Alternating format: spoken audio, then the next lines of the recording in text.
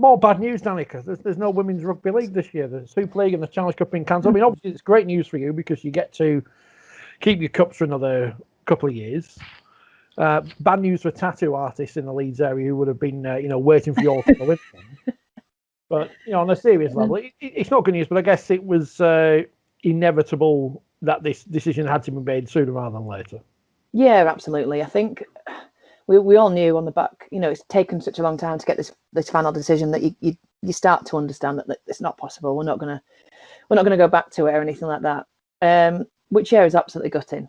Because I think especially because of the 2021 World Cup, but also on the growth of the women's game has just been so phenomenal over the past 2 years. Well, the past 5 years really.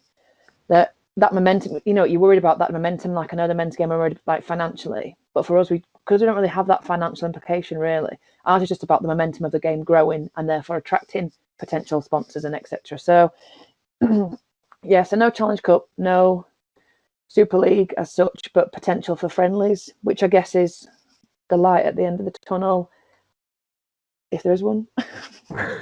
I guess you can make the best of that, can't you?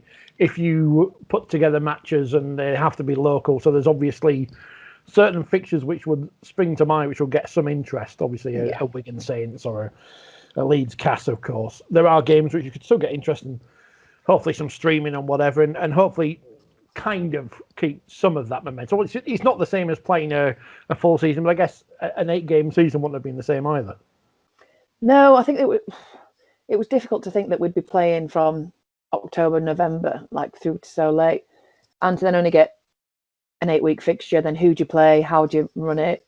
Are they taking, previous results as part of a table? How are they going to do it? There's so many implications and things like that, and especially with such a short league. So it is.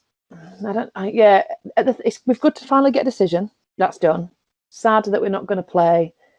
Great that we could potentially still get some friendlies around, whether behind closed doors or not. I'm not sure what the deal is there. I'm not. It's taken them such a long time to come to this decision. How long is it going to take us to actually play and actually get some games? But they're suggesting October, so we'll see. But yeah, I guess we've got the Challenge Cup and the grand final for another year.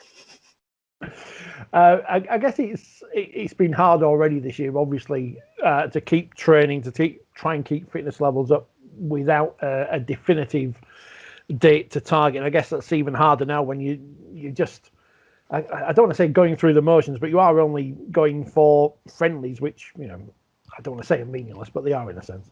Yeah, I think it's more the fact that we're going to get to play some rugby, especially, and I can speak for the girls. Our girls have been working really, really hard during lockdown, some more than others. But,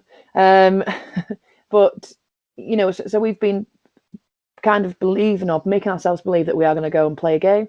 So all that hard work, when you're working towards something, you need a goal, and not having a goal or having a pretend kind of idea that we've got this goal of the league returning has been easy enough. And now it's kind of like, do you just drop your tools and stop and essentially have a long off season? But now that there's something to look forward to, a game or two maybe, I don't know how many there'll be. We've seen in the men's game, players obviously fail coronavirus tests or test positive, whichever way you want to put it, and fixtures rearranged at short notice, and that's full-time professionals. It would be even harder to stop players who are playing for the love of the game or whatever from going along their normal lives to make sacrifices to just fulfill fixtures. Yeah, I think that's the point we need to think about, really, because we've got doctors and nurses and teachers and key workers, and we've got so many different, jobs going on within the league that are our livelihood, the necessity. We can't stop doing them. We can't give it in for rugby as much as it would be nice to.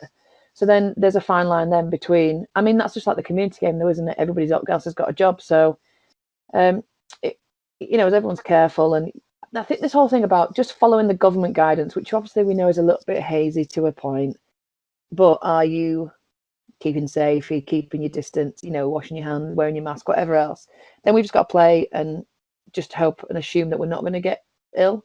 It's really unfortunate for the men's game, and to, there's more and more coming out every week, isn't there? Which is a bit worrying. But again, they have partners and girlfriends and wives and whatever else who have to go about their daily life. So swings and roundabouts, we'll just have to see. Like Paul Pogba's just got it, hasn't he? A massive, international football player who are claiming to have put all the money in the world into testing and everything like that. So if he's getting it and he's meant to be looked after, then it's not inevitable. That's not the right thing to say, but it's a risk, isn't it? It's a risk, and if the girls are willing to take that risk, then we'll play, and if they're not, then so be it.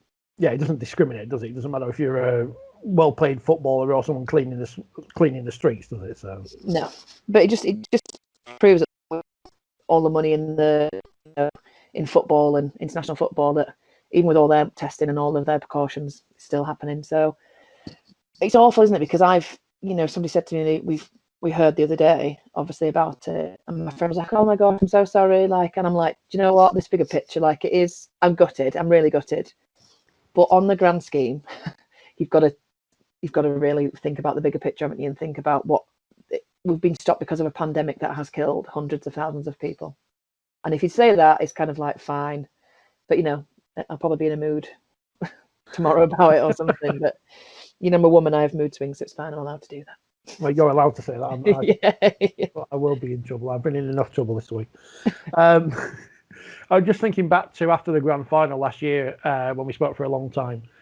I got the sense that perhaps you were coming towards the end of your career, and I guess now there'll be a lot of people in the same situation, won't they, who might have thought that perhaps 2020 would have been their last go around, and now they've got another season to look forward to.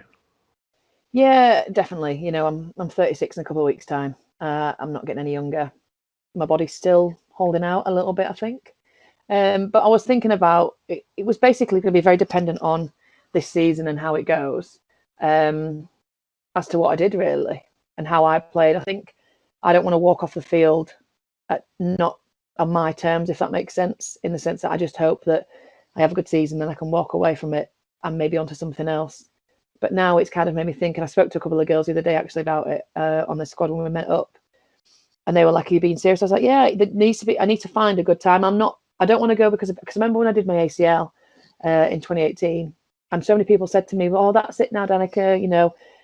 Go into coaching, do this." I was like, I am not going off the field on somebody else's terms, and I know that sounds really pedantic and a bit stubborn, but I want to make sure that I do. I need to start thinking about the retirement side, just because I'm not as fit or as fast as I used to be. I'm not as young. There's girls coming through.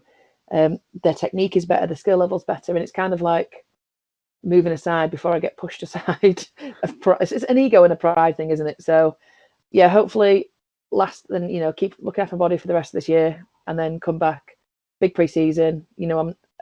I've given my knee plenty of time to recover, whatever excuse I want to put in, and have a big season and go from there. But I know there's a couple of girls that might think the same, and the World Cup will be a great year, and hopefully I'll be doing something within the World Cup, because I won't be playing in it. But yeah, I don't think my days of playing are going to be for much longer. Not at this level, anyway. You not found any Brazilian heritage or Canadian you can? I'm sure something on my grandma, well, my dad's mum's side is something Canadian. I don't know. I mean, I will syrup or something. I know. Yeah, I mean, this is worthy of. I'm not sure I've got any Brazilian in me. French potentially. I don't know. But no, it's kind of for me as well. It's I was saying to my friend the other day, it's not only the body and the time, and it's also the pressure of playing at this level, in the sense that for the last 5 years, everything's been because I can't do something because of rugby, or I need to train because of rugby. And although it's not a full-time job and it's not, I'm not a full-time athlete or anything like that, it's still that pressure of wanting to be the best that you can be. And sometimes I don't want to feel guilty if I go away for the bank holiday and have a few drinks or eat, some junk food. But ultimately, at the minute, I'll do that, and then the next day I'll hit the gym and do double the session because I've overindulged. And I just think I'm coming to an age now where I shouldn't have to. I mean, I will always have to go to the gym, otherwise I would be a mess. But and even if I go and play rugby at a more social level where the pressure's not as much, I don't want to ever not be the best for Leeds Rhinos because they're aiming to be the best team. So there's a fine line between the pressures of the sport on yourself and on the level that you play at. So Lots of things to think about. As you say, that momentum over the past, you say 5 years. I only jumped on the bandwagon a couple of years ago, so I don't know anything about history. But to go from almost, from my perspective, zero media coverage to having the grand final on Sky last year, the Challenge Cup final on the BBC the last 2 years, that's been a massive improvement in the status of the sport. And you've got to hope that this is just a blip, and when 2021 comes around and we're hoping that normality resumes, or whatever normality will be, that those opportunities for yourself and the rest of the players continue. Yeah, massively so. And I don't think that Betfred or Coral are going to back out now. The BBC have been great. That Sky coming on board was fantastic. There was no reason. I think the viewing figures were so good. There's no reason for them. And then you've got most of the clubs are live streaming things. Excuse me, the Twitch and stuff like that. There's plenty of things out there for us to keep the momentum rolling. We just need a little bit more of it more regularly. And I think, just having, like the announcement today has just been covered by so many people that it just shows that we are still up there and there's still something to keep fighting for and grow, hopefully see it grow a bit more. And Claire Balding's pushing it now as well. She's got the proper chains of office. She'll be a useful ally to the women's game. Yeah, I really hope so. It's very difficult, isn't it, to come and take a position like that with her status in sport and make a statement that she wants to grow the women's game and then not do anything about it. So I think the pressure's on her now. There's lots of things that people say, oh, we should do this for the women's game, can do this. It never really comes of anything because it's not really a significant person or a significant statement, but she's a significant person with a very significant statement and therefore needs to deliver. And I'm sure she will. She's fantastic. And I hope that, we do, and I hope on the start of 2021, we get her back in completely, and who knows, maybe meet her and see her. I'm sure she'll be about somewhere. We'll get her to a Challenge Cup final at least. Before I let you go, because obviously you're busy, one other thing that's happened in the past 24 hours is social media has exploded. Yes. Now, I remember going back to the start of the season, you were really looking forward to wearing that new bright yellow Leeds Rhinos kit. You're coming on the show and saying that. But other sports, bizarrely, not using female athletes to advertise their new kit. As opposed to the men. Of course, as we know, all male athletes, whether they're rugby players or footballers, chiseled hunks of humanity. I don't know if people saw that picture of the Leeds team from the early 90s. I tweeted yesterday, but it was a cracker. Our friend Scoey involved, who's far from being a model. But it seems bizarre that they would not use female athletes to sell kit for females, and you're all trying to do your bit to help change that. Yeah, I think it was Canterbury, the Irish sponsors, and obviously they used men. They used Irish players for the men's kit, and then models for the women's kit. And then there was an abundance of keyboard warriors saying rugby players are too. The men's rugby players are nice and muscular, athletic, and things like that. And yeah, it depends on what image you want to go for, but athletes are not skinny and curvy, and well, obviously there are some, but in general, rugby players, we are muscular, we are strong, and I think it's about getting rid of the stigma about women's kits. That why would I want to buy a women's rugby shirt if it's been modelled by a size 6 model? It doesn't actually make sense for their marketing at all. So yeah, there's a good campaign going out. Vicky Rush in London, who I started it, which weirdly I played rugby union with, great girl. It's hashtag I am enough, to kind of basically, I am, strong, I am powerful, I am athletic, I am enough. And it's about just trying to get people on board. And since then, Canterbury have come back and have put a statement out that they will now use athletes for their female clothing lines. And that they will not only do it for the male and female, but then they're going to push all the whole LGBTQ plus stuff as well. And which is great. It's good that they've done that, and they've put it out there on several forms of media to say that's what they're going to do. And I think it was just maybe a bad judgment somewhere where just somebody just thought that's what's happened. Now, I think I don't need to preach about Leeds because I think what they've done for the women's game is brilliant. But Leeds Rhinos have never ever used anybody else but players for that women's shirt. So the first year it was me and Lois, and I think Sophie and Megan at the time. Last year was Caitlin, Courtney, maybe Hannah. This year was the younger girls, so Chloe and Paige. So every year, for every kit, they've always used players to model it. Never, ever have they used. I know that St. Helens used models for their first year, but since, I don't know if they've changed their kit anyway, but they definitely use. So we've been really lucky at Leeds, and, massively grateful for them and what they do for us and how they've promoted the women's game, but us as athletes as well. That's another thing for the women's game, to be a model in your own kit, but then to get yourself out there. Look, you are a role model. You're not a model, but you're a role model, and that should be enough. And it was a great opportunity to get the Irish players in the kit, get their faces out there, and kind of inspire a few of the other girls instead of the models that they did use. So hopefully we've been flooding everything. I think people will be annoyed because there's quite a lot of comments on various things.